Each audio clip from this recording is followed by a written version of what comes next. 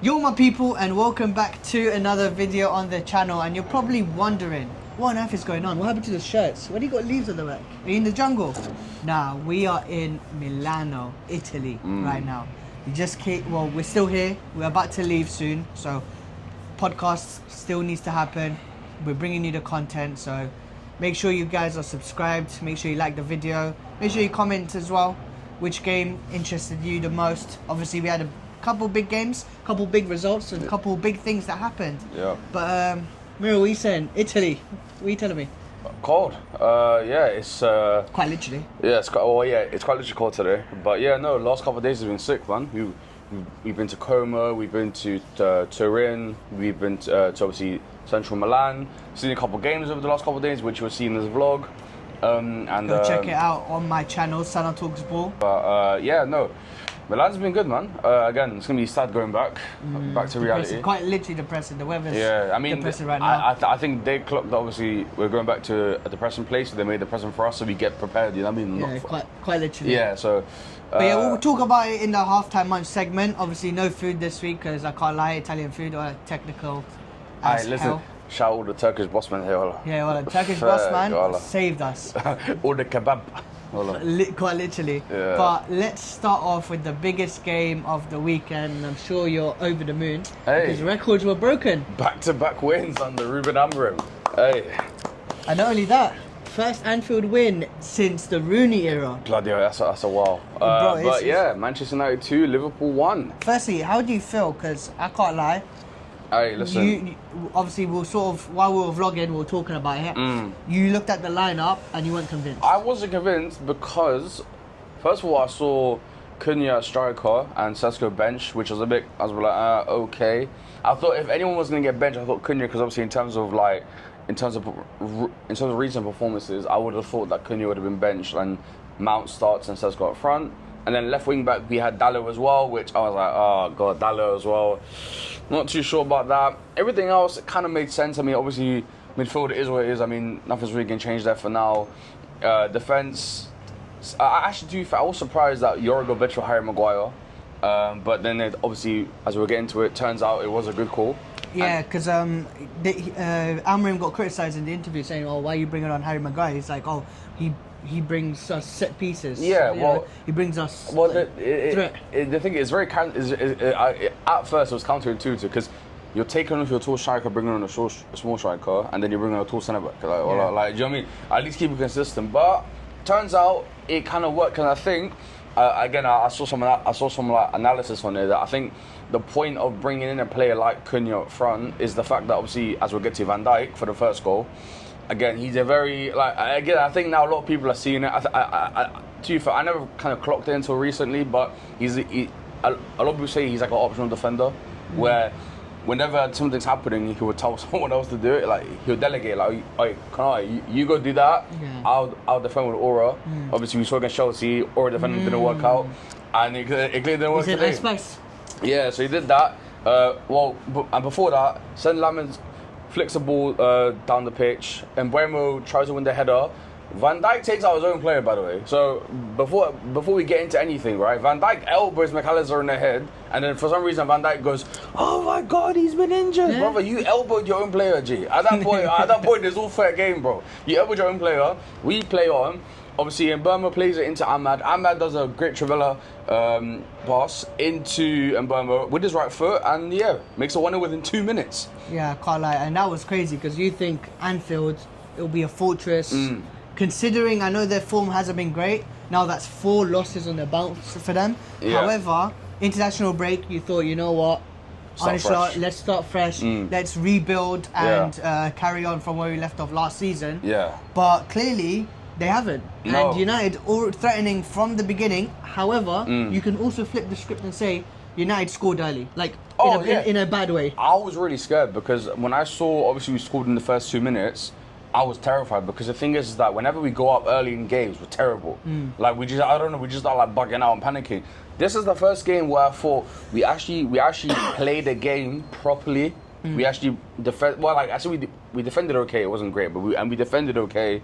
Like it was a good performance all around. There wasn't a thing of like we scored a goal, we were terrible, and then survived towards the end. Well, we did low-key survive, but the point is that yeah, we had a decent performance after the goal was scored, and and listen, on my point of Van Dijk, obviously as I mentioned, I think the reason why Amorim started Cunha is because Van Dijk is because he's known as like a optional defender or a defending. He doesn't really press, so obviously so he'll leave gaps around the back, which I guess is where Cunha and Burma will kind of go in behind, which you saw for the first goal.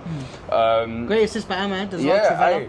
Yeah, Ahmad again. His last couple of performances. Can I be so honest with you?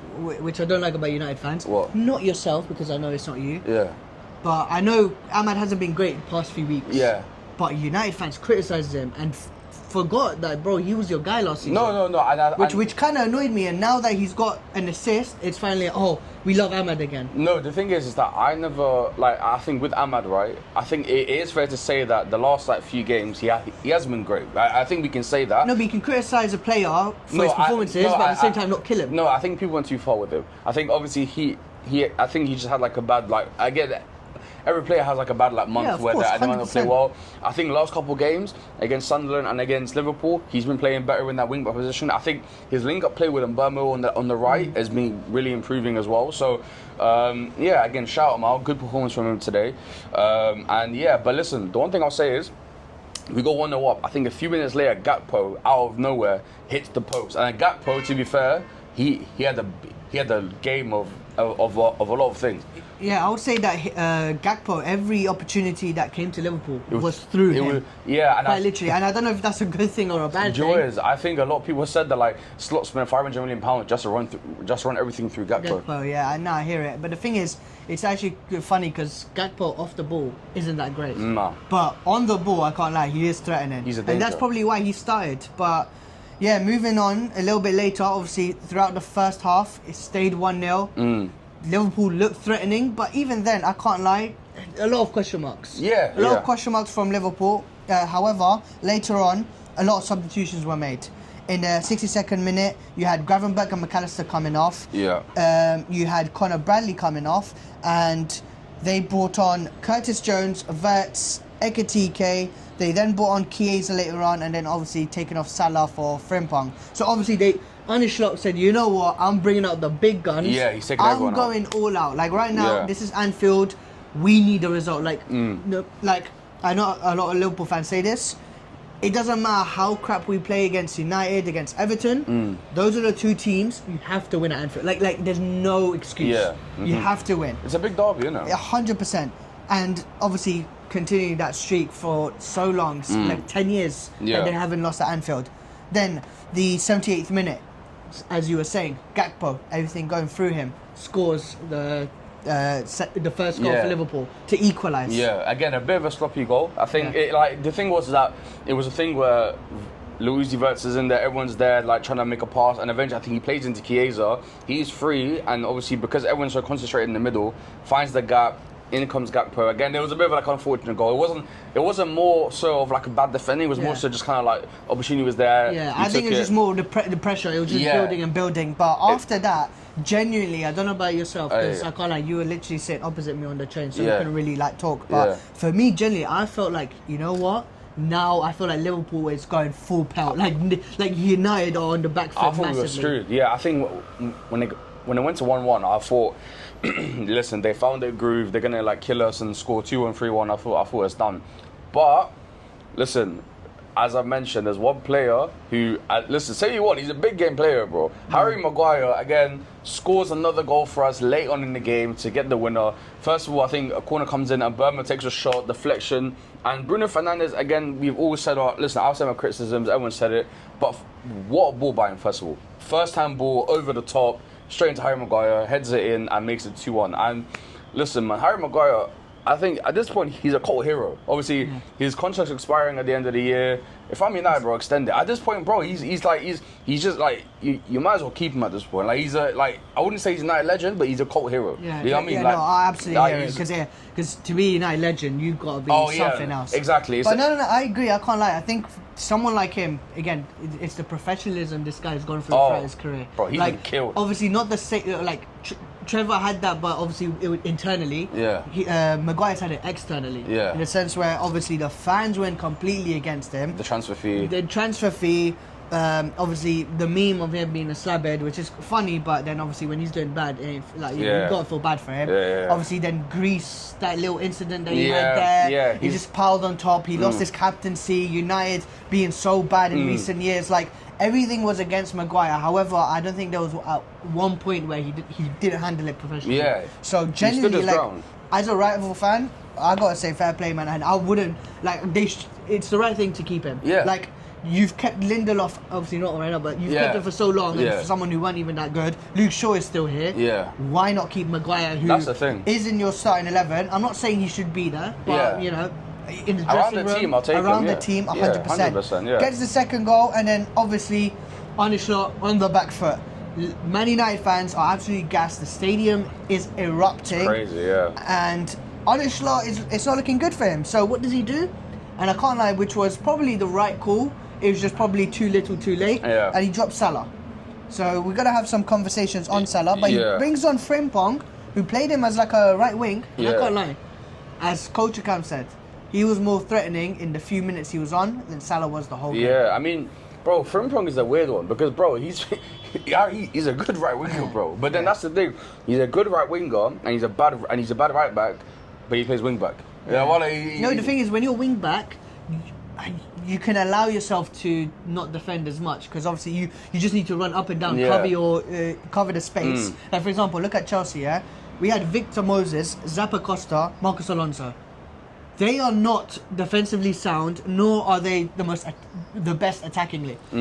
However, when it comes to three at the back system, it makes you look good. No, the that's centre backs as well. We had three at the back as well. The three centre backs, it can make you look good. So that's why people question three at the back systems because obviously, when the mistakes are there, you can easily be covered. Whereas four at the back, you can see it. That's why Trent got killed, and now you see Liverpool without Trent. It's a whole different conversation. Everyone's saying they're missing Trent. But in the last dying seconds, when you feel like Arnie time, could have been completed there to make it 2-2. Gakpo at the end of it, the dying seconds, missing a absolute sitter. Honestly, I mean, how bad was that? Bro, that was basically open goal. Because I think Lamens was on the opposite side of the goal. Like everyone froze. Like the ball came in, everyone froze and just expected it. Was like his moment. Everyone expected it to go in, and he just heads it wide, and I was like, oh my days, like it's not meant to be for them today. It's just not meant to be. And man, I think I say we had a good performance, but we also got away with it as well. I'll be the first to say that we got away with it as well. Okay. It's like, Should we talk about United or should we talk about Liverpool? What do you want to talk about first? I think there's more Liverpool talking points, so let's get United out of the way real quick. Cool, perfect. Firstly, let me do it for you. Let me lay down the red carpet. There's one man of the match, one thing that's changed over the past few weeks, and that change has been so massive, and that is Lamens, the goalkeeper, man. 2 games, 2 man matches. How does it feel to have a nice goalkeeper? Bro, listen, forget goalkeeper, the brain, brother. I said it before. This guy, again, I saw someone say he does the basics really well. That's all it is. Listen, it's not the fact that he's an elite shot stopper, bro. It's just the fact that he does the basics so well, and we haven't had that for years, bro. Onana, Bayinde, bro, they can't do the basics. And of Vera, David De Gea as well. No, but that's what I'm saying. In general, we have not had that. And also, listen, I saw someone say if we had Onana today against Liverpool, we would have conceded about 3 goals. Listen, there was a time, there was a chance where Konate plays in Isak and Lamens makes a great save. Onana's probably letting that in. So, again, what I'm trying to say is, I think the fact that we have a good goalkeeper, I think the defense is more safe now. But the thing is, as a defender, it's like, okay, cool, I make a mistake, but I know my goalkeeper saved me. Whereas if you're obviously Andre Onana in goal, you're there like, I can't even slip up for 1 second. And sometimes too much concentration leads to mistakes. When you're too high in the moment, bro, you're going to be making mistakes, and I feel like that's what happened with United. No, definitely. But with Lamens at the back, and like you said, the foundations are set in stone.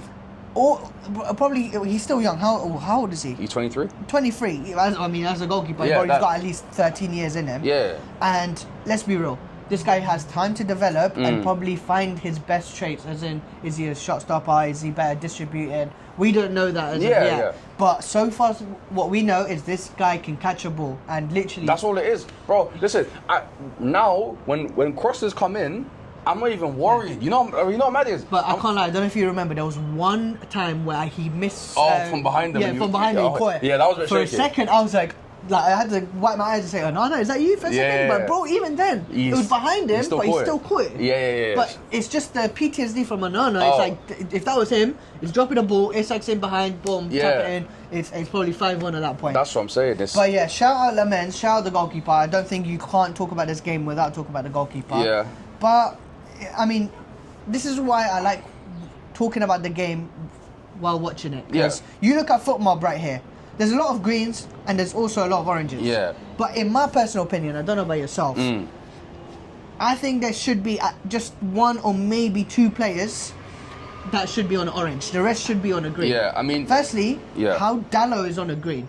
This guy is shaky McShaky. Bro, Dallo left with... I mean, the thing is, I think second half, he saved himself a bit. But first half, boy, he was terrible. Oh my God. The guy was passing it into defenders. Like, he's just... The thing Touches were horrible. Yeah, I mean, the only reason why Amram is playing Dallo is because he's a right footer on the left, and Amram likes it where he likes his wing backs to play on the opposite foot. Yeah. So and they like the triangles where he can play it first time over the top, right? But then even then with Dallo and you might have played Dorgu there because even though Dorgu's left footed, at least he's freaking competent. He's better than Dallo anyway. Yeah. Again, I'm still questionable about Dorgu, but he's better than him at wing back at this point. So, again, he saved himself in the second half. Again, it's still won a great performance. Again, I think the defense, to be fair, Shaw and the Ligt on oranges. I think they had a pretty good. I think they had a pretty good showing. I think Shaw. Listen, as I said, World Cup year. He's fit now. He's gonna play, and he's gonna get the England squad. Like again, I've seen this script about 2 times. Like I've seen it before. And the Ligt as well. I think he had a better performance than what's shown there. Yeah. I think. Listen, I think the whole United team, apart from Dallo, because I can't like I said, Dallo was making too many mistakes for my liking. I think everyone gave a valiant effort. Like this is. You know when you say, "Oh, United turn up in big games," this was United turning up in big games. Like, regardless of their quality, they were putting their heart on their sleeves. Like they were.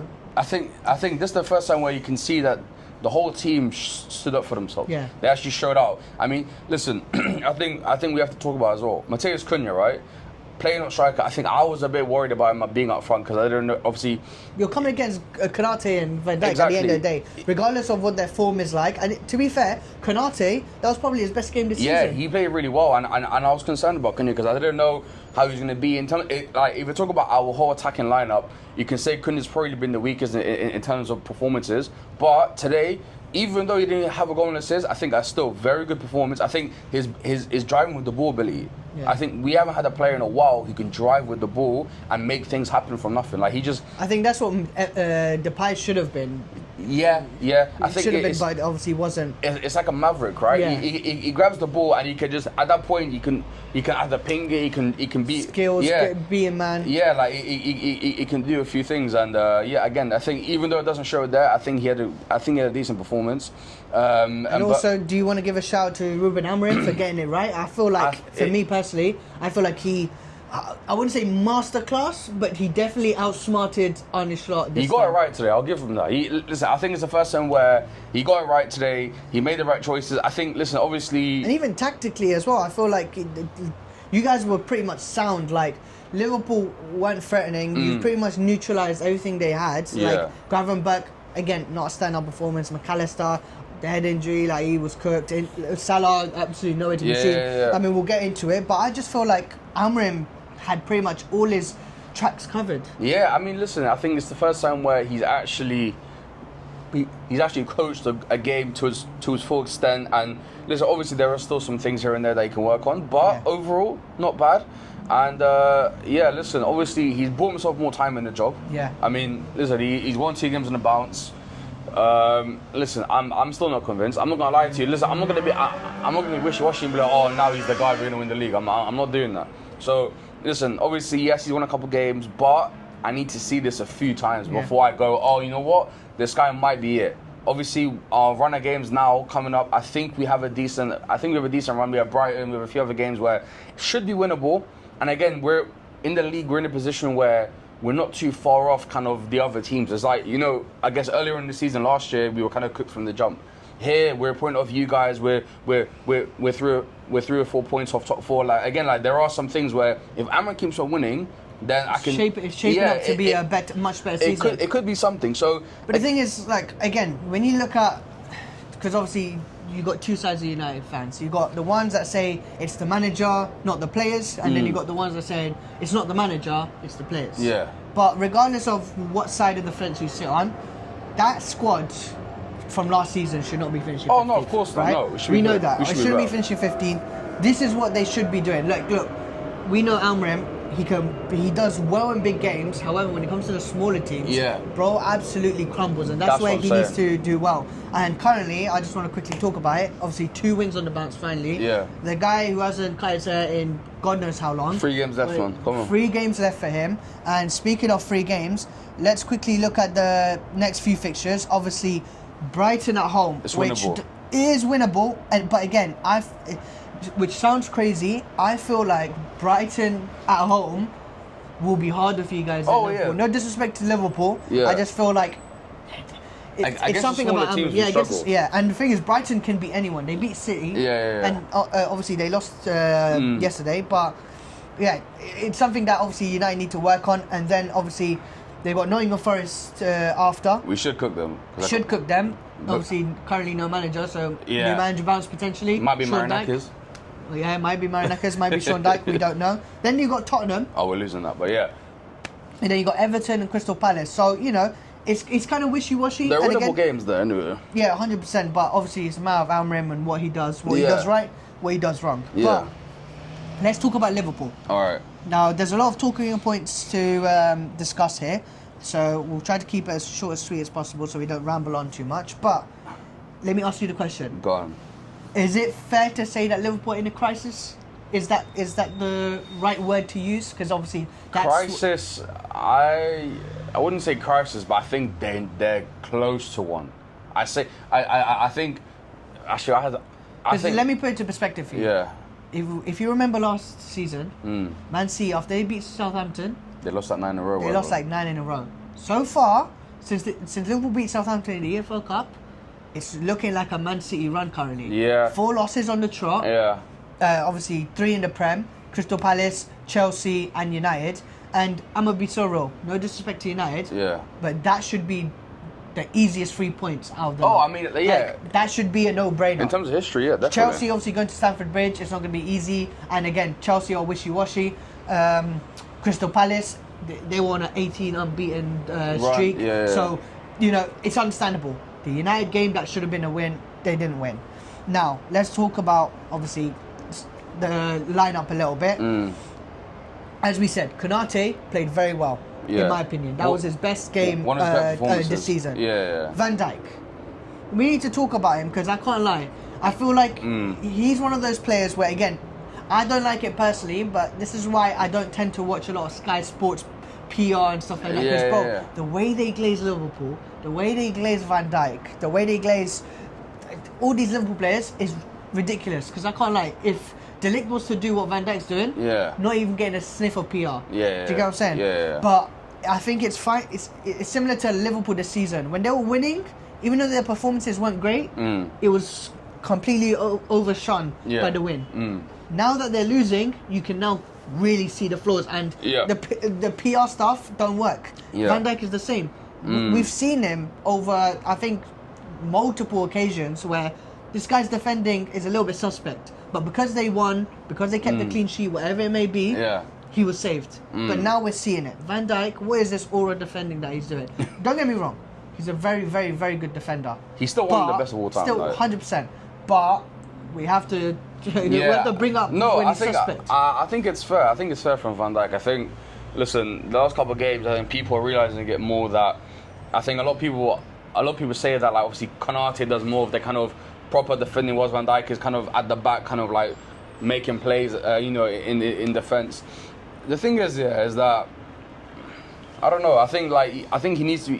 He needs to do more contact in defence. Yeah. I think he kind of stays back. He kind of and like, he tried to do the Rio Ferdinand thing, but not at the extent of Ferdinand. Yeah. You know, Ferdinand was sort of like, okay, Vidic, you go, and then I'm last man. But at least Ferdinand got into the nitty gritty. I feel like Van Dijk is just, he's looking scared. Yeah, I mean, the thing is just that I guess the only thing you can still say that he's good is that his passing's still incredible. Yeah. Like even against United today, he pinged a few passes where I thought, wow, like, yeah, okay, you're not having a great game defensively, but offensively, passing-wise, you're still there. But, yeah, I don't know. I mean, is it age? I mean, bro, he's 33 now. I mean, listen, obviously defenders, they age slower than other players, but you never know. He might be feeling it. I mean, obviously we'll get to it, but another player's in this, like, you know. You know what, let's get onto it now. Yeah, I mean, yeah. Mo Salah. I mean, again, this season it's probably been his worst By the way, start. I'm dropping him from FPL. I'm getting rid of him, but listen, I thought if there was a banker for him to do something, it's against United. I mean, he scored 16 goals in 17 games against United. So, like, you would have thought he's guaranteed to score against us. But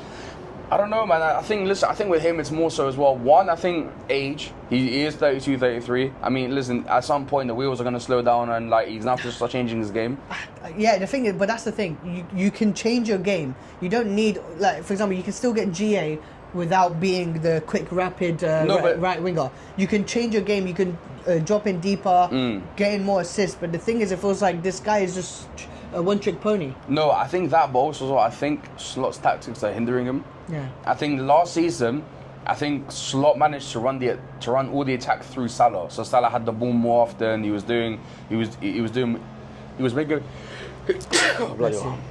Thank you, but he was making more plays in attack. I think now, obviously, Liverpool have a problem where they got too much attacking talent, to where Slot needs to fit everyone in, and Salah isn't the main. He's not the main guy. He's not the focal point, and like he used to be. So now it might be harder for him to kind of get involved, because now you've got Wirtz doing something, you've got Isak, you've got Ekitike, you've got like whatever, and was a Gakpo, and you're trying to find a space, and maybe Salah's struggling now because he's not the main guy like he used to be. You know what I mean? Now, like, everyone says it's Isak's team, it's Wirtz's team. So, well, speaking of Isak, again, brother, played up until the 72nd minute, had really one big opportunity, and I can't lie, actually no, he had a few chances, but he was not up to scratch. He's not. Arne Slot said, he's 100% fit. He did, like, to me, I don't think he's 100% fit. And again, I understand why people criticise him, because obviously he's the most expensive. Now, bro. He's the most expensive player ever in Premier League history. But again, for me, until he's fully fit, which Arne Slot said he is, but he doesn't look it. I don't know. I'm not quick to judge him, but I can understand why people are. No, I think with Isak, you have to listen. With that pricing, you have to judge him. I'm sorry, like there's no way around it. Him and Wirtz. Listen, if Isak was bought for 30 mil instead of 130 mil, cool, give whatever. Cool. Brother, you're the most expensive player in Premier League history. You got to do it now. Yeah. Like there's no thing of you got to give him time, bro. No, but it's only because he didn't have a pre-season. No, that's fair. But then, brother, we're almost in November, bro. Yeah. Like at what point are you fit, G? Like I get it, but at what point do you say, bro, like I'm ready? Like listen, with that price tag comes the expectation. You expect yourself to be like fit. Listen, it's not our fault that he that he went on strike for like 2 months on Newcastle. Yeah, he didn't have to do that. That's true. And listen, and I still think this is probably one of the dumbest signings I've seen in a while. Listen, again, Isak's a great player, but Liverpool did not need him, bro. They signed Ekitike. Right? For again, it wasn't cheap. They signed him for like 80 mil as well. Like it wasn't cheap. And he was banging in goals, and now you've brought Isak for no reason. And now, bro, like it don't make sense. No, it's dumb. And obviously, Luis Wirtz now he's Ben 10. Yeah, it's a new one now. Yeah, no, I swear it was Ben 10 now. Was it? If you find the thing, put it here. But I swear, bro, it's like now it's like he's got the watch and everything. 10 games, like you know what I mean. It's mad now. What he's like? But I can't lie. He did look again. He shouldn't. I'm not. Agenda's got agenda. Agenda's got agenda. I hear it, but at the same time, he did play a bit better than he usually does. It's just a matter of obviously. Get out of here with that, man, bro. You're bought for 100. 60 mil, whatever Yeah, frick it is. yeah. Wallah, I come hear on, it. man. Wallah, I need at least an assist from you, brother. Bro, I don't need all this Hazard performance bullshit, Wallah, bro. You got to do something here, man. You know what I mean? Oh, speaking of Hazard. Speaking of Hazard, my boy, let's talk about Chelsea. Nottingham Forest 0, Chelsea 3. Ange Postecoglou gone to the job centre. Poor Angela, but that guy. Well, I think it's the third shortest stint Of a ever. Premier League manager, 39 days. Yeah, He's lost all 5 games. That is so listen, dark. first of all, Marinakis, brother, what were you thinking? You were one of the best defensive teams in the league, and you decided to go for a manager that plays a line where the penalty box is.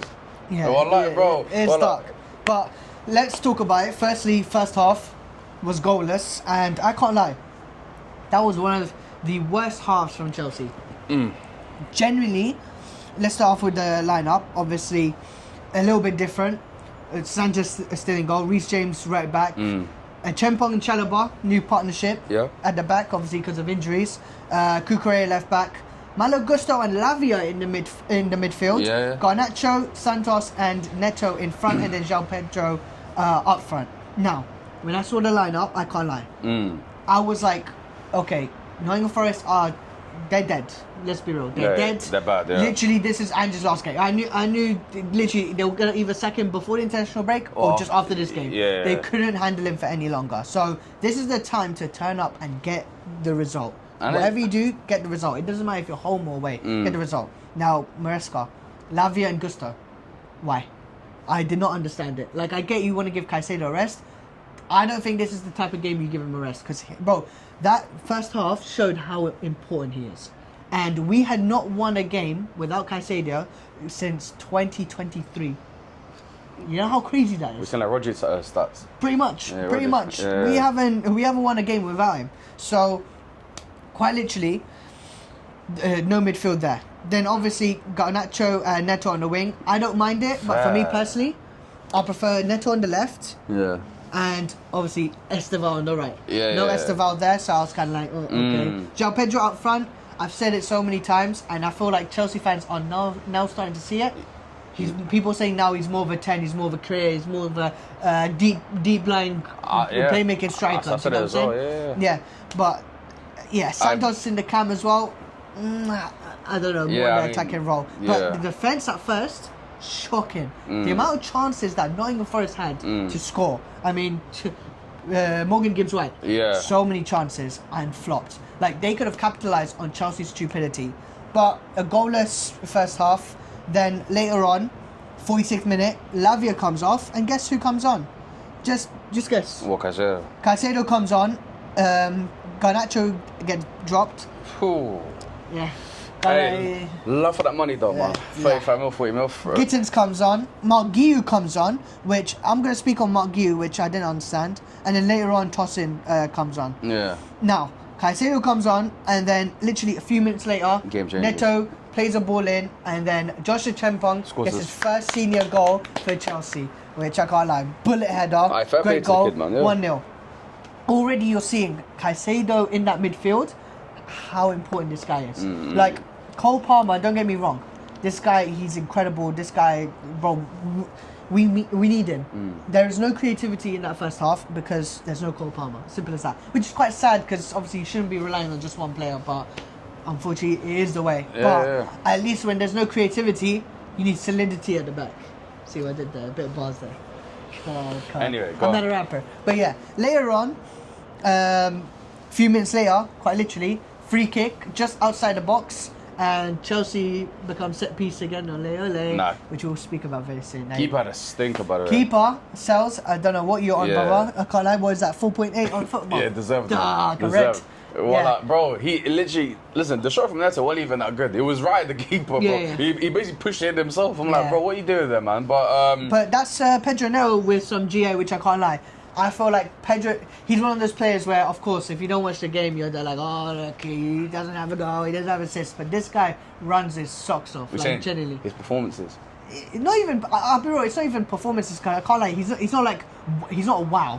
Like, you don't look at anything, wow, Pedro Neto, unbelievable. Like, he's not that type of player. But at the same time, like, he's so needed. He runs with the ball, he runs off the ball. Like, bro, this guy, bro, he's an engine. That's what he is. He's an engine on the wing. So, yeah, and then literally, again, Nottingham Forest with chances after chances after chances, and then who scores in the dying last minutes? Reece James. Reece James, hey. The best right back in the league. I don't care what people say about Timber. The only Timber I know is the bloody furniture. No, yeah? I think Joy is here. Reece James. I don't think there's ever been a question of his ability. There's never been a question of his ability. I think everyone's always thought that when you talk about the best, because I think remember a few years ago when it was everyone was talking about Trent. No, Trent, Wan-Bissaka and Reece James. Yeah, everyone always said okay, Trent's the like. No, bro. It was Kyle Walker. Huh? It was Kyle Walker. No, I'm saying in terms of attributes, bro. Bro, hear me out, bro. Stop doing that. When you first signed, it's a conversation. Wait, just listen. I'm saying, when everyone said attacking wise, yeah, Trent. They always say, oh, Trent's the best attacking fullback. Yeah. Wan-Bissaka's the best defensive fullback, and then he's best of both, and that's what he is, and he's showing that now, right? Because, listen. It was always the injuries. It was always injuries. Listen, I told you as well. If Reece James never got injured a couple years ago, it would have been him going Real Madrid and not Trent. Yeah. Because at first Real Madrid wanted Reece James. They didn't want Trent. Yeah. But obviously because he got injured and whatever, he was out for a while. They went for Trent instead.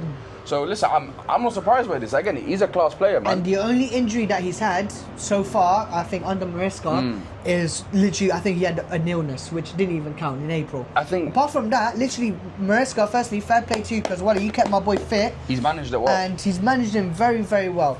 But yeah, Reece James, I mean, this guy, when he's fit, genuinely, he is insane. Like, defensively, this guy, unreal. Attacking wise, when he's like, obviously, I think he's underrated attacking wise. He's very good attacking. Very underrated. Like, those times, I think, a few years ago, bro, this guy, imagine him in like a free back. Like, unreal. Under Tuchel, this guy was sick. Yeah. But now, obviously, playing a fullback inverted, which he can do. Yeah. Obviously, I don't like him when he's playing midfield, but when he does the inverted, a little bit better. But obviously, on the overlap. A few players that I want to talk about. Obviously, Malo Gusto, you fucking idiot. You stupid muppet. Monetization. Hey, no, he deserves it. Because this guy, bro, 5 in a row. We're the first team to get 5 red cards in a row. Hey. But no, it's the referees, brother. Like, I told you, this is your guys' fault, bro. No, I didn't say it's the referees. No, I'm just saying, but this is your guys' fault. Who said referees? No, I'm saying all 5 red cards. No, but who said referees? No, I'm just saying all 5 red cards. All 5 red cards are your fault. All 5. Questionable, not all 5. Maresca, I don't know what I do too much. No. We saying got red. Passion. Gusto deserved. Yeah, Gusto well deserved. That was so stupid. It was such a stupid challenge. We're 3-0 up. What are you doing? What are you doing? No, that's what I'm saying. That's deserved. Yeah. Chalobah deserved, even though he had to do whatever. Yeah. Who's other red cards you got? I can't even remember, bro. João Pedro, Champions League, wasn't it? Yeah. Yeah, I'm guessing that was the point. Yeah, debatable. It was debatable. Okay, fine. I'll leave it for that one. That's the only one. That's the only one that's pretty much debatable. Okay. Apart from that, it was so stupid. But I think a lot of Chelsea fans are saying, "Oh yeah, I'm glad he's got the red card. That means we don't get to see him." Red card FC, crazy. It's dark, but a few players I want to give flowers to. Obviously, Pedro now gained a goal assist, which obviously I'm happy for. But Joshua Chempong, man, genuinely. Hey, I mean, he's showing up. Obviously, again, I'm comparing him not based off ability, but in the sense of profile-wise, of United's wonder kid centre-back is Lenioro. Yeah. We've got Joshua Chempong. And for us, obviously, Lenioro has more ability, in my opinion. Yeah. But Joshua Chempong, this guy, I think, deserves more minutes. I feel like, I don't know what it is, but Maresca doesn't give him more minutes, whether it's right back, whether it's centre back, whether it's left back. Yeah. This guy's played across the front line and put in a good performance. Yeah. And you've seen today, again, he's young, he needs more time to develop, but play him in these cup games, Champions League nights where, obviously, like, for example, we got Ajax next in the Champions League. Why not play him there? Because I can't lie, Ajax, we should be smoking them. Yeah. So play a player like him, Chalobah alongside him, should be all right. Obviously, Tosin came on later on for Chempong, so he's going to be back into the starting lineup eventually. Yeah. Another player that I want to talk about, and I want to get your thoughts on it, because I feel like I don't know if you can name a player like this, where he's loved by the fan base, but not by the manager. And that is Mark Guiu. I mean, Mark Guiu, he's a weird one as well. Obviously, he came back from his loan from Sunderland. Barely had the loan. He was he barely put his bags down while he came back. But I mean, the thing is that he's never had like a full run out. I mean, obviously, in the Conference League last year, I think he was your top goal scorer, right? 6 goals in the Conference League. So again, he's got ability. I don't know. maybe Maresca just he doesn't think he's ready for the Prem. Yeah. I don't know, because for me personally, yeah, I'll rather have Mark Guillou in the 9 currently, because obviously Liam Delap should be playing there. João Pedro in the 10, because we lack creativity, and he feels like the only person that has that creative spark to him. Just quickly on João Pedro, obviously you're R9 and all that. A lot of people are saying he's 006. I'm not saying it, but a lot of people are saying he's 006. Like, as in, like, from his last thing, he hasn't done anything in 6. I'm generally asking. I'm saying that in 6 games. For me, I'm not worried. Like, for me, it's in performances. No, not even performance. I think it's just the system, the way that Maresca plays him. I think he's literally, it's literally the midfield gap him. Yeah. Like, literally, there's a big gap between him, and the thing is, there's no creativity. When Cole Palmer's there, he's getting goals, he's getting assists. Yeah. When Cole Palmer's not there, there's no one really feeding him. So he has to do it himself. And when he has to do it himself, bro, and there's nothing going on. There's nothing he can do. So for me, that's why I'm not worried. I feel like people these days are very quick to jump onto this bandwagon of 006, 007. Bro, do it for the right reasons. Verts, you can do it. Ben 10 now. Isak, you can do it. These players, you can do it. Like, for example, even Matheus Cunha. Like, yeah, he's 008, but bro, like, if you watch him, I don't mind. I don't mind it. This is my first ever performance as a player. So yeah, like, I don't mind it. Like, this guy's putting in the effort, and this guy's actually being a creator, being a juggernaut for United. Wow. Bro, come on, like, there's no need for 008. Cool, it's nice to get goals and assists, but when you don't, it's not everything, innit? Yeah, it's not everything. He gets a goal, it'll be nice for him. He deserves a goal, don't get me wrong, but I feel like people are quick to judge. But yeah, Nottingham Forest, I mean, take it away, man. Ange wants to go glue. No, I'm not even going to talk about that. All I'm going to mention is obviously Elliot Anderson's head's turned. He's come to United in Jan. That's confirmed. But he's nicked. Yeah, well, I robbed him. But yeah, basically, if you look at the game from the 66th minute, Marinakis has left his chair, right? And from what I read happened is Ange knew 10 minutes before the game was going to end that he was gone. So like, he was a dead man walking, and apparently he went to the after the game he went to the team and basically said sorry, whatever, goodbye. He didn't do a post-match press conference. Went in his car and left. And the worst thing is that I think before this, in his press conference, he said, "Oh, I just found an apartment."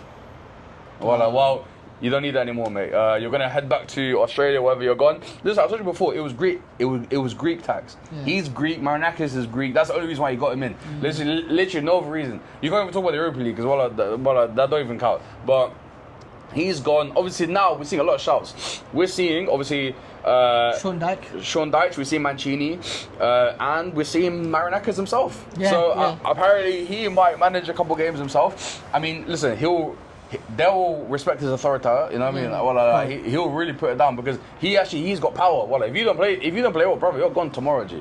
He will sack you straight away. So no, I hear it. Yeah. Listen. But let's quickly end it on Chelsea's fixtures. Obviously, we've got Ajax at home in Champions League. Yeah. But our next Premier League game is against Sunderland, man. Sunderland Nation, man. And I can't lie, it's not going to be an easy game at all. I mean, yeah, listen, they just beat Wolves 2-0. I mean, just like, obviously, we're not going to talk about it, but they beat Wolves 2-0. Yeah, so hey, Sunderland Nation, man. They got more points this season than Southampton did all season, and they played 30 games less. That Southampton was stinky, though. Yeah, that's dark. But yeah, let's move on to the next game.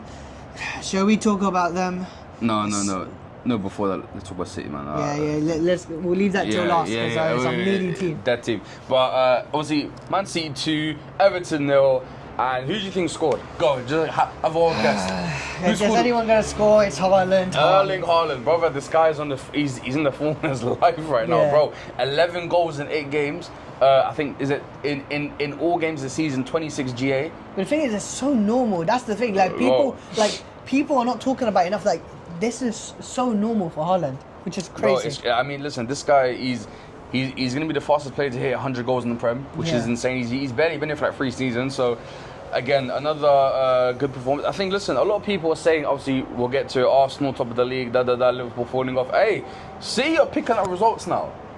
I mean, yeah, you did say that. City are picking up results. I mean, listen, you got Haaland banging in 2 goals. I mean, you got the assists. Savinho and O'Reilly got assists. I mean, listen, the team is clicking a bit, man. Obviously, you got Gonzalez at DM, Diaz, Ake. I mean, nothing special there. Donnarumma, another good performance. I mean, yeah. I mean, you know very well how important a goalkeeper is for that team. But yeah, Haaland with 2 goals, which obviously so inevitable. Might not be the prettiest of goals, Yeah. but he's there in the right place, right time. He gets the job done. That's the thing. But yeah, Everton, I mean, didn't have much going for them, I think, this game. No, I mean, what was it? They had no Grealish, right? He couldn't Yeah. play. So I mean, again, that was a big blow. He's been the like pretty Main vocal point. main player this season. Iliman Ndiaye, I can't lie. He did was okay. alright, yeah. Had a couple shots on target, you know, not too bad. But I think obviously missing Grealish was a very big thing. And again, City are a big team, so fair enough. I mean, I want to quickly check how many games have they won in the bounce. Look, so they've won Since that Brighton game, they won 1, 2, 3, 4, 5, 6, 7 games undefeated, basically. So I mean, again, City are on a bit of a run now. I mean, and they got some pretty easy fixtures. They got Villarreal away from home, which I can't lie, should be a win. Yeah. Aston Villa away from home, again, should be a win because Aston Villa haven't been at their best. Yeah. Swansea at the EFL Cup. Yeah. Bournemouth at home Could be a bit tricky, and Dortmund in Champions League at home. So you know, looking at those 5 games, hey, City could be on a unbeaten streak here. And that's the thing with Liverpool falling off. You know, again, there's a clear path for them. But speaking on clear paths, again, we're going to quickly speed out because I know we have 10 minutes left. We're going to speak about Arsenal. Again, they score 1-0 against Fulham. Go on, have a guess. How did they score? How did they score? Go on. Set piece again. Another set piece. I mean, listen. I'm gonna hate, but at the same time, bro, they're getting the jobs done. I mean, the thing is, at the end of the day, I can't like a win's a win. At the end of the day, a win is a win, right? These are the games. Again, I thought, I can't lie, if anyone's gonna beat Arsenal, it could be a cheeky Fulham at home. But Arsenal did well. I can't lie, they played well. Different lineup. Yeah. Obviously, Trossard on the left, Eze in the middle, Declan Rice, Zubimendi, Timber, Calafiori, Gabriel Saliba, Saka on the right. Hey, brother. We said Gyots. Hey. Oh yeah, speaking of GA, that's someone you should talk about. Conversations about Victor Gyökeres. This guy, brother, listen, sorry, man. It's not looking good for you, G. It's not looking good for you. Listen, all I'm saying is that obviously, you know, if you expected goals 0.4. Hey, that's all I'm saying, man. So. Dark. But no, like I think the main talk about, I mean, forget the game, I'll be real. Like Fulham, they had chances to score. I feel like Fulham deserved to had got something out of that game. But how scared are you of Arsenal? Because right now, I believe they're 3 points here. 3 points. 3 points top ahead. of the table. But the thing is, this is the way I see it. Because obviously, they're like, oh, thank you, Manchester United, for beating Liverpool. Wow, thank you. Like, well, doing too much. And they're doing too much. But for me personally, are you scared? That is the question I want to ask. Are you scared of Arsenal? In terms of what, like win the league? Yeah. I mean, the thing is, they've been there before, man. That's the thing for me. They have been there before. This is joyous. I think. Remember, there was the season before this. They were like 95% of the time top of the table, and then dropped the last few days. This thing, I've seen this story before. But what I will say is, this is their strongest. Like in terms, this is probably the strongest squad they've ever had, right? Defensively, bro. Listen, I hate Arsenal as much as everyone, bro. Defensively, they're a joke. They're so good defensively. Their depth in defense as well, incredible. Obviously, Gyökeres ain't doing well, but listen, when Havertz comes back, I mean, their team's gonna change. When Havertz plays, Arsenal play better. So, I mean, listen, I'm not gonna say I'm scared, but I'm slightly concerned. I'll put it that way. I'm slightly concerned. Yeah, for me, it's like, oh, who's gonna actually come through and thump them? But I can't lie. Look, I don't think Chelsea's going to win the league. You probably don't think Manchester United's going to win the league. But, hey, I wouldn't mind a City winning the league this year, man. I mean, obviously, you know, last week, I think it was the week before, they said there's a 0.1 chance of United winning the league. And then yesterday, I saw some guy put like a Doctor Strange meme, say like, this could be it. It's a possibility. Listen, there's no way, but okay, listen. let's not take it too far. But, yeah, that's on Arsenal. Let's talk about Tottenham. Bottling it, and I can't lie, I have to have a few words there. I mean, listen, just a quick one. Obviously, Spurs. I mean, listen, they've had an okay start to the season. I mean, this game isn't great. Do you know what it is? I feel like, again, I know we're pro Spurs a little bit because obviously we put them in our top 5. Yeah. But for me personally, I can't lie. I was obviously listening into Fuad Kadani, shout out my boy. But I feel like, you know, similar to how Liverpool have been. Like the performances haven't been that great, but They get the the job results, done, the yeah. results have been obviously going their way recently. Like currently in the table, obviously apart from their loss, they're 6th place. Yeah. 4 wins, 2 draws, 2 losses. Yeah. Which sounds alright. However, 2 of the losses came from home. The fortress that you should be winning. Yeah. Teams that they should be Yeah. theoretically beating, or at least giving them opportunity to win. Yeah. Bro, a poor Aston Villa, let's be real, and then they get absolutely battered by Bournemouth.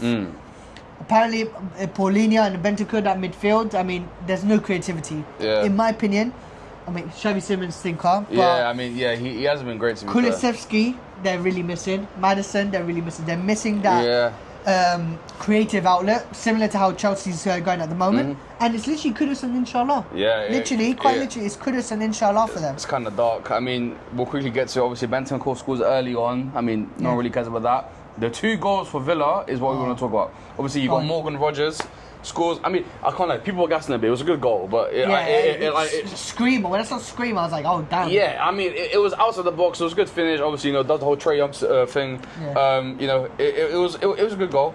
And then obviously after that, then obviously you got my guy Mateusz Cash plays a great ball into Digne. Digne then plays it into Buendia outside the box, and that you could that was a better goal than the Morgan Rogers goal. I think it was a harder angle. Yeah, it was a good goal. 2-1.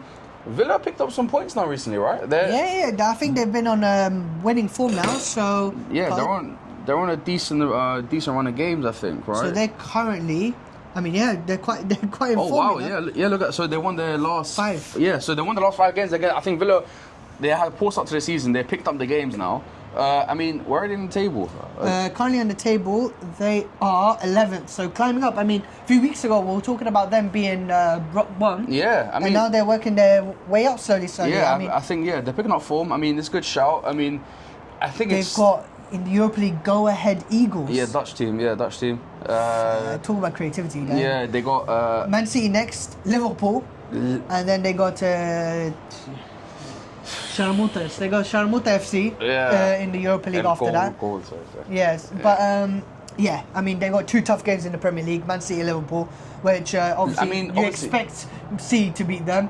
Liverpool at Anfield. It's a winnable game. I mean, listen, it's gonna be a very tough winnable game because I can't lie, it's at Anfield nonetheless. I mean, listen. But anything can happen, man. If United can win and break their 10-year curse, I'm sure that's a really good little something. That's what I'm saying. But yeah, I mean, listen.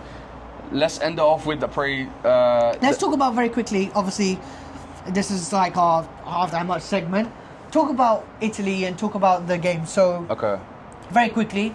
We flew in on the Friday evening, quite literally midnight. We pretty much got here. Yeah. Next day, we headed to Turin and watched Torino versus Napoli. I can't lie. Great game. I was expecting a good game, but that was mesmerizing. Like you don't get that stuff in the Premier League. That's Bear a deep in mind. word, yeah. Thank you. Fascinating, sir. Fascinating football, sir. You're mesmerized. That's cold. He said too big for me. Yeah, well, the vocabulary. Professionalism, Sky Sports might be watching. Yeah, sorry, go. But yeah, no. The Torino fans, I mean, like I said, you can check the vlog out on my channel, Sana Talks Ball. Go ahead, have a look, enjoy. There's 2 parts to it. And yeah, genuinely, the fans were unreal. Yeah, they were something else. We were literally behind, right next to the Torino fans. The ultras, yeah. My word. Like, go, take it away, man. Talk about it. I mean, yeah, the thing is, obviously, we were next to the ultras, and obviously you hear things about Italian football and the ultras and whatever. And again, we thought, obviously, we saw the Milan game. Torino fans were louder than Milan fans. Obviously, it might be a smaller stadium, so different sounds, but the way the Torino fans were moving against Napoli, incredible. And also, poor showing from Napoli fans. Obviously, everyone thought Napoli fans would be more of like the kind of ultras, bro. They weren't really doing much. And again, obviously, because their team lost. Yeah, but even then, like, you know, if your team's losing, if anything, that's when you should be the loudest to give especially away from home, you need to give them a little something. Yeah. And Torino, well, obviously Napoli were first place at the point. Torino was 17th? 18th, I think. Or 18th, yeah. So, you know, they should be theoretically beating them. But Obviously, ended up losing 1-0. Yeah. The funniest thing was, which I'm going to talk about, spoiler, which you can check the result anyways. Yeah. But obviously, Torino were winning 1-0 the whole time. Convincing, I can't lie, it was a convincing performance. It was a decent performance, yeah. Obviously, stinker from Kevin De Bruyne, no Haaland, no McTominay. Yeah. Last second, Napoli score. Yeah. And I think it was Noah Lang scored. I think. Scored scenes. The Napoli fans, because literally there was a barrier next to us with, I think it was like mixed Torino Napoli fans. Yeah. The neutrals. The Napoli fans went mad. They were running up to us. Fuck you, cat. Yeah, flicking up middle fingers. Everything you can think of. Yeah. And the Torino fans went mad. They were fuming. Yeah. And then we thought, oh, damn it. You know, Yeah. the moods, mood got punctured. However, VAR came in, intervened, and I can't lie, it's funny with Italian football because you don't even know VAR's happening. I had to look up at the screen and say, oh crap, VAR's working. And I don't even know what it was for. I didn't care. VAR overruled the goal, meaning Torino winning 1-0 pretty much in the last few minutes, and that set off everything. Yeah. The fans went mental. I mean, they were flicking middle fingers back, doing everything, but it was class. Yeah. But yeah, no, generally it was unreal. And obviously, it's called Inter Milan. AC Milan yesterday against Fiorentina. Yeah. Again, similar positions. You're looking at third place versus 16th or 15th. Yeah. Similar thing, yeah. And obviously AC Milan were losing 1-0 for majority of the game. And then Rafael Leao with the brace, 2 goals. Listen, I think, because I saw some stats that said that he hadn't scored at home in like 17 months, and he scores 2 yesterday. Fair enough, man. Rafael Leao gets the job done. I think what it was is, obviously he was up front for a lot of the game. Yeah. We said it, he was isolated. The moment Allegri, was it Allegri? Yeah. He made the change where he brought on Jimenez and moved Jimenez back, moved Leao back to like the 10/winger role. That's when he started playing a bit more and getting into his game, and back to 2 goals. But the atmosphere, the stadium, I mean, 80,000 capacity stadium, how mental is it? And I can't lie, we went there before they're looking to close it, so you know, I feel like we're quite privileged for that. Yeah, of course. Part of history. Yeah. One of the best stadiums in the world, and I can't lie, the whole vibe of Italian football. Look, we're not advocate of smoking and drinking. I absolutely despise alcohol. However, it's crazy to just see how they casually drink, how they casually smoke in the stadium. No regulations, bro. There's no regulations. Stewards genuinely do not give a... They're there for vibes. They're smoking themselves. Yeah, bro, they're smoking themselves, and literally everyone's sort of civilized. Obviously, they get riled up when they're losing and winning, don't get me wrong. Yeah. But like, I feel like there's less hooligans and just more lovers of football, if that makes sense. Definitely, Like, don't get me wrong, I'm there looking left, right, centre thinking I could get bottled anytime soon. Yeah. Like, for the wrong reasons. But generally, I feel like, you know, it's incredible. And for me, it's inspired me to go to more games. Like, bro, like, you know, it's all nice going to United games, Chelsea games, Liverpool games, City games, which I still do want to go to. But I feel like we should venture into smaller teams. You know, you got Turkish football. Oh, that's crazy. Hey, Spanish football, German football, like, you French know, football. French, Portuguese, and then you're going further down the line. You've got Brazilian football, Argentinian football. Like, bro, like, this is what football is. Like, this is what, like, people strive to actually enjoy. Like, I think people are so narrow-minded with, the Premier's the best league in the world. That could be right, but at the same time, in terms of quality, but everything else, everything else, atmosphere. Like, I can't lie. If Stamford Bridge was like that, I swear to God, I'll sneak into Stamford Bridge and go watch it every single week. Yeah. But they're not. The English fans are different. We're privileged pricks. United fans the same. The Liverpool fans, I can't lie. I feel like Anfield, they say, it's so loud. But I feel like in recent times, speakers have bust them. But let's be real. These men don't need speakers, they don't need nothing. Bring the drums, bring the flags, bring the people, bro. These men were topless like it was 30 degrees it was cold as well, Ibiza. It was cold as well. No, incredible stuff. Shout out Italy, I can't lie. Even though the areas look like the slums, apart from Como, it was proper. It's beautiful, Como was stunning. But go watch the vlogs, guys. And we're going to wrap it up very quickly because we're running out of time. Yep. Because I need to speak about it because I've had a stinker. Fantasy football. Oh, yeah. Let's do it. Let's talk about it because I tried to be, I'm different. And it didn't work in my favour. I'm going to quickly talk about it. 46 points. Absolute stinker. Donnarumma, 6 points. Dorgu, 1 point. Van der Ven, 0 points. Chalobah, 6 points. Semenyo, 4 points. Kudus, 4 points. Reason why he got 4 points because I thought Aston Villa, Tottenham usually get results against Aston Villa. Yeah. Could be at the end of maybe 2 assists, 2 Yeah. goals, something. Because I was like, you know what, I know Haaland's going to get goals against Everton, but I just thought, you know what, let me be different and try to switch up. Trying to be different, man. You know. But I've learned my lesson, never doing that again. Xhaka 5, Declan Rice 3, Salah 2, he's getting dropped, João Pedro 2, Haaland 13. Dubravka 9 on the bench, Isidore 2, Esteve 8, and Wan-Bissaka who's going to play and not mean anything. Yeah. They forget about him. But let's talk about Miro right here. 66 points. 66 points. So, I had a decent start. I think it didn't end well. I had Donnarumma 6 points. My Spurs players, Porro and Kudus got me 1 point and 2 points. Minio's got me 10 points. Alderete 6 points. Salah 2, he's getting dropped. The Reinders 1, I might consider it. Semenyo got me 4. And obviously, I wasn't trying to be different. I captained Haaland, 26 points, and also Voldemort 8 points. Yeah. My bench, Dubravka 9, Anderson 4, Dorgu 1, and Guiu 1. So again, nothing great there, but 66 points, and I've still got one more player left to play the youth against Brentford. So and that could be the difference because I can't lie. Currently, we're on joint points, Oof. and that Haaland shout, I can't lie, stunk me up. I could have stayed on top, but yeah, I think I just try to make things a little bit more interesting. I've not lost fantasy league, so you know it's about time. You know, I'll make it a little bit interesting, just to, you know. I mean, to be fair, we always say it is always me and you. Yeah, it's always me and you. We say duo dream team. But yeah, I think that wraps up the pod. Apologies that it went so quick because I can't lie, running out of time. Checkout of the apartment is very soon, so. At least we got the pod out. Obviously, the results: Sunderland winning, Bournemouth and Crystal Palace having an absolute thriller there. Yeah. No surprise there. But yeah, I think that wraps it up. And now time to go home, man. Yeah. It's looking dark. Let's do it, man. But yeah, as always, guys, please like, comment, subscribe.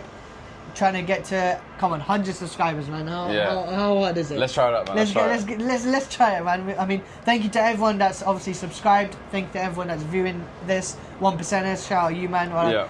But yeah, like, comment, subscribe. Follow Miro on all the socials. Follow me on all my socials as well. And until next time, guys, take care and peace.